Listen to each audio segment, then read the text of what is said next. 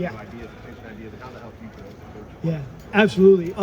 So much fun to have him here, and it's great. Obviously, just practice all the stuff that we're doing, trying to work against each other, different looks, different ideas, and I'm certainly looking at his eyes, saying, "Hey, scout the defense for me here. Let me know what you see. Some of maybe disguise looks, different packages," which is great because he's seen a bunch of that before, and kind of is able to speak that. But we have a lot of fun talking about old stories too, which is great. The history of the game is really important to both of us, and he's got a great history of the game. So it's fun to tell those stories back and forth. And I think what's really cool is, look, we're just so blessed and lucky to be here at Ohio State with Coach Day, who brought us both in from the NFL and kind of let us, get that joy of coaching, and watching him maybe go through that a little bit of what I was experienced last year is kind of fun. It's kind of cool. What was your perspective with Art on making that move from the NFL to college? Yeah. Kind of thinking about that. Yeah. What kind of perspective did you give having done it? Yeah. I talked to him a lot actually before and during the process, just because he's such a great coach. I have so much respect for him. And I think we've gone through similar things, in our careers in the NFL, and maybe my perspective of, getting back to around a bunch of great young men and coaching and how wonderful that is, and maybe just telling them, reminding him of that a little bit was cool, I think, from that aspect of it. And then just, there's always kind of the normal questions like, hey, what's the difference between the NFL and college? What's the schedule? What's this look like? How's recruiting, all that stuff. So it's able to give them some insight there, which is good. Yes, sir. Did you have to recalibrate with all the guys you've lost? Recalibrate what this defense could be all about? You understand what I'm saying? Yeah, absolutely. Because those guys aren't coming back. Yeah, no, I wish, it was good, but I'm sure they're kicking it off tonight and this weekend, so good for them. Yeah, you're absolutely right. So we had like 51 new players, I think, overall on the team, and certainly with the young guys and the transfer guys, it's just a completely different group, And I think the great thing that's been interesting to watch through the course of the spring and the summer, really, is those different personalities coming from different areas, right? So whether it's, two from one school in the SEC, another from the ACC, another from the Big Ten, and just kind of watching those cultures kind of come in the building and then get on the Buckeye culture here has been pretty cool. And then watch our young guys that are, that have been here really kind of emerge to lead and kind of show them the way. It's been really neat. Now, schematically, obviously, we're trying to figure out what everybody can do because we haven't had that development with a lot of these guys, and they've all done different things in different places. So spring was good to see it. Camp is really important right now, really, as we're working on some fundamentals and stuff to see how those schemes work with some of the fundamental techniques that these guys can actually do. As far as the roster split, you inherited ridiculous defensive roster last year, but having a hand in putting together this edition of it, do you feel like you could get to some things that maybe even with last year that you couldn't get to because the personnel you might have helped pick for what you want? Yeah, that's a good one. I think last year, what was cool was certainly the guys were here. We had some obviously great players. I think the biggest thing for me was figuring out what could they do. What do they do well, and how do we fit that into things scheme-wise that they can do well and play fast. I feel we're probably still in the same boat. It's just there's probably no history behind a couple years of watching them kind of grow and develop. So we have to evaluate that soon to figure out what do they do now. And yes, I think there are different skill sets on the field now than maybe what we had last year. Not better or worse, just different. So it is really trying to figure out what do they do well now. How much do you think the balance? What do you think the balance might be between a third linebacker on the field or 5 DBs? Yeah. It seems like obviously you have a lot of flexibility there. Yeah, I do. I do think we have a lot of flexibility, which is nice in both groups, which is great. Hopefully, we can use both in those situations. It's interesting, the game of football kind of cycles through, and what was old is new, and kind of vice versa. So I see a lot more of those bigger groupings coming back. So obviously, the bigger the offense gets, then we have to be able to hold up to that. And so maybe the third linebacker on the field is important in that situation. And then being able to have the multiple flexibilities of DBs is good because I think that puts a lot of stress on the offense. So I do think we, have to try to figure out a way to do that as much as possible. It felt like maybe in the spring there was more of 3 safeties on the field together. And from what we saw in practice, maybe it seemed like it was either a third linebacker or somebody like Jay Timmons in the slot. It felt like maybe Earl was more towards the line of scrimmage at times in the preseason, less so now. Where does that stand with the potential of 3 safeties on the field or not? Yeah. I think one of the things that happens for us defensively is you always have to also look and see what offensive personnel is on the field. So in some of those different groups, it could be personnel based on what we're seeing that just has that different mix of players on the field. And I think being in between, if you do have to have 3 safeties on the field against like a bigger personnel group, can you hold up or can you not? If you don't, then you go to bigger, obviously, personnel up front. And some of that, I think, in the back end is honestly figuring out, because there are new players on the field, what exactly are they? Are they safeties, nickels, corners? I think we're still evaluating that through the spring and trying to figure out, what are the best positions for those guys. Maybe it's just DBs. I don't know. We'll let Texas figure that out. We saw last year Kenyatta talk a bit about kind of doing what the defense was asking him to do, but also kind of trying to tap into his skill set a bit more. Like, how big has it been for you to have a year of working with Kenyatta, and what do you expect from him this year? Yeah, it's been great. I love to be around Kenyatta and certainly watching him grow. Just even from last year, getting on the field, having an opportunity to go play, watching him kind of really develop his skill set through the season. But now giving him a whole nother toolbox that I think we've built on top of what he did last year, which is really cool to watch him do that. So, look, he's obviously a great player for us. He's out on the field. He's a leader for us, and we're going to lean on him as much as we can for sure. Last year, you had a series of players who just do a multitude of different things, and maybe freed you up to do stuff with maybe the other 8 guys.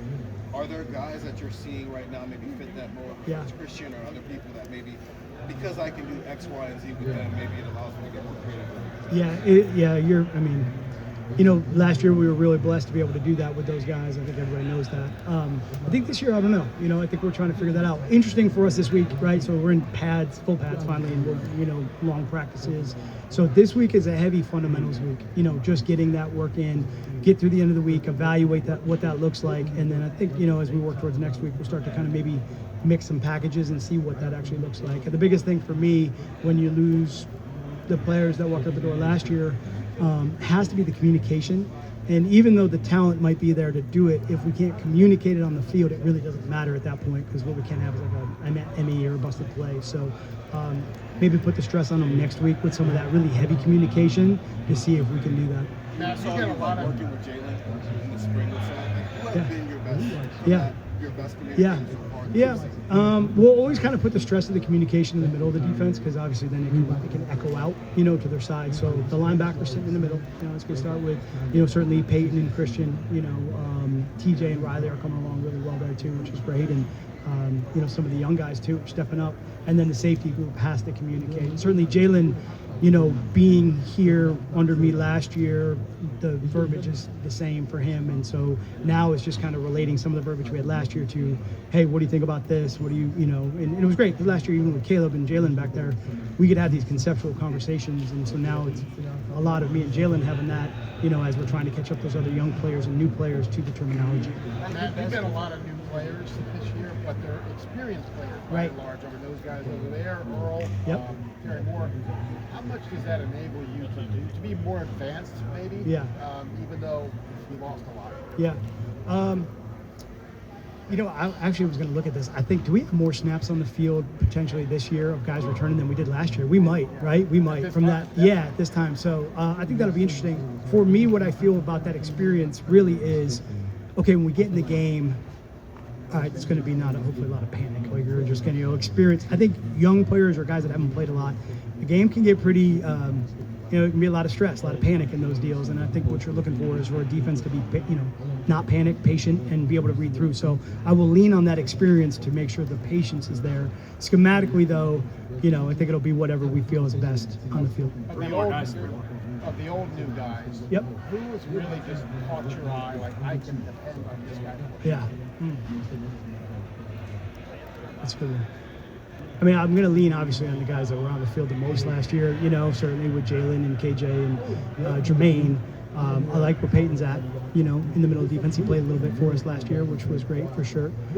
Guys up front, we're going to have to lean on Edric and certainly Will Smith and some of those guys to be able to kind of hold up in there. So it's been good. We've actually been rotating a bunch of guys, so it's been fun. How do you balance replacing? Okay. Timmy? Yeah. Pretty good. He was pretty good. He was pretty good. Your best defense last year had Kagan in the game. Yes. Seems like that might be something that you not need, Yeah. but love to work around to Yep. build your defense? Yeah, I think. Yeah, You go know where sorry. I'm going with this, like Yeah. defensive tackles.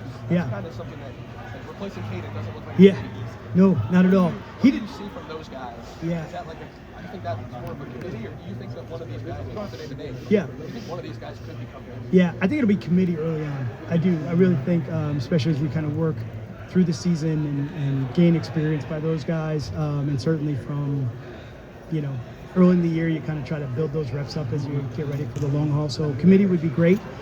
It's really hard to replace really good players in the middle of the defense. I do believe that, though. I believe it's important to be strong in the middle of the defense, and certainly coming from my background at New England and having guys like, whether it was Keith Traylor or Vince Wilfork or, any of those guys, Ted Washington back in the day. I mean, those are some big boys rolling through there. So, I don't know. I think if you coach linebackers and kind of sit in that second level, the bigger those dudes are up front, the more comfortable you feel. So you like that for sure. How do you balance what you trying to replace what you lost versus finding out what this defense is this year? Yeah, I would say this. I think last year was great. Those guys were unbelievable. I was, super lucky to, so much fun to be around those guys, and really the process up to the draft, post draft, training camp, being in contact with them, talking to them through camp, and excited for them for this weekend is awesome. And I love that. I love that relationship, and I love love hearing from them, and I love having that connection with them for sure. But as far as this year, you have to move on. Every year's a new year, and you start over, and that's what we had to do. So it's really, we've moved on from last year from that as far as the Buckeyes on field, what we had, and now it's really trying to figure out what we have this year. Matt, as you've gotten into camp and you see more of the linebackers, obviously placing Sonny and Arvell is difficult, but you seem to like the idea of having 3 linebackers at times when they go big. What do you like so much about this group, and how much progress have they made from beginning of the year so that you can feel comfortable putting 3 of them out there? Yeah, I think last year, obviously, I'll take 265, 245-pound guys over like anytime. Those are great, but we had like 2, I had like 2 guys out there that we were kind of rolling. I feel, to your point, I feel like we have a good depth group that is all learning and kind of really growing at the same time. So that, I think, is what's really neat, is that Peyton's in, TJ's in, Riley's in, Eli Leah's in, Christian's in, and I feel like, hey, we're good. Communication is good, front is good, we can play the run game. I feel like when you have those waves of players, I do think it kind of like gives you a little bit of advantage, as you go through the game. So I like where they're at. I like their progress. I like them taking ownership of the defense. That's the biggest thing, you always got to someone's got to be, in front of the huddle, and certainly linebackers do it the most. So I like that group right now. It's fun. I'm sorry, just to follow up, do you think overall you just could play more guys this year? Yeah, that's probably a good way to look at it. I think we have a lot of really good depth players this year. I really do. I want to make sure they're in the right spots. I want to do the best I can to make sure that I'm putting them in the right position to go make plays for sure. Thank you. Yeah, of course. Great to see you guys.